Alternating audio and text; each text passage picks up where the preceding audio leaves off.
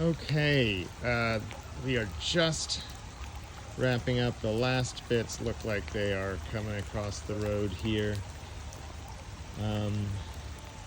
Between here and Commodore, it's just a disaster. Everything is rutted out completely. Just lots of erosion. And then I showed you Commodore earlier, but